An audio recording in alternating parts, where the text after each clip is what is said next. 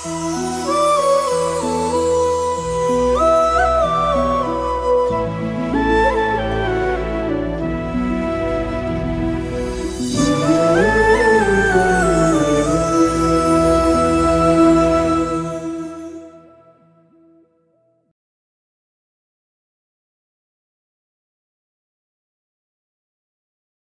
Sir మీరు different types అని చెప్పారు కదా! వీటిలో ఏది కొంచెం రిస్క్‌తో కూడుకున్నది టైప్ అంటారు?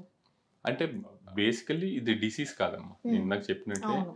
సో, అన్నిటికి ఇప్పుడు కాన్‌స్టిపేషన్ ఉన్నోళ్ళకి దాని రకంగా ఆ కాన్‌స్టిపేషన్‌కి ట్రీట్ చేస్తాం. అలాంగ్ విత్ ఐబీఎస్‌కి ఎలా ట్రీట్ చేయాలో అలా చేస్తాం. ఓకే. అలాగే డయేరియా ఉన్నోళ్ళకి డయేరియా ట్రీట్ చేస్తూ అలాగే ఐబీఎస్ రిలేటెడ్ ట్రీట్మెంట్ కూడా చేస్తాం. ఓకే. అంతేగాని దీంట్లో ఒకటి డేంజరస్ ఇంకోటి లెస్ డేంజరస్ అనేం లేదు. అది ఓకే. బేసికల్ సిమ్టమ్స్ మీద డివిజన్ చేయడం జరిగింది.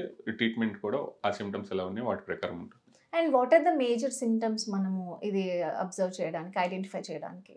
సిమ్టమ్స్ గనుక మనం చూసుకుంటే మోస్ట్ కామన్ చెప్పేది కడుపు పట్టేసినట్టుంది. Abdominal cramps. నాకు కడుపు అంతా పట్టేసినట్టు. పిన్ పాయింట్‌గా చెప్పరు పెయిన్. నాకు కడుపు అంతా ఇబ్బందిగా ఉంది, పట్టేసినట్టుంది అంట. ఇంకొకటి మోస్ట్ క్యారెక్టరిస్టిక్ సిమ్టమ్ ఏందంటే దీంట్లో మోషన్ వెళ్ళాక అది బెటర్ అయితుంది అంటారు. సో, అది ఒక ఐడెంటిఫికేషన్ ఫ్యాక్టర్. IBS okay. ఉన్న వాళ్ళకి. ఓకే. మోషన్‌కెళ్ళాక నాకు బెటర్ అనిపిస్తుంది. బాగా ఇబ్బంది పెడుతుంది. మోషన్ వెళ్ళాక కొంచెం బెటర్ అనిపిస్తుంది అంటారు. సో, అదొకటి. బేసికల్లీ అదే మెయిన్ సిమ్టమ్.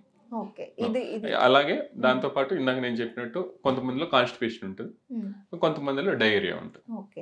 అండ్ అలాగే మీరు ఇందాక చెప్పినట్లు ఇది మోస్ట్ కామన్‌గా మనం ఫీమేల్స్‌లో ఎక్కువ చూస్తూ ఉంటాం అని అన్నారు కదా! Any particular reason doctor?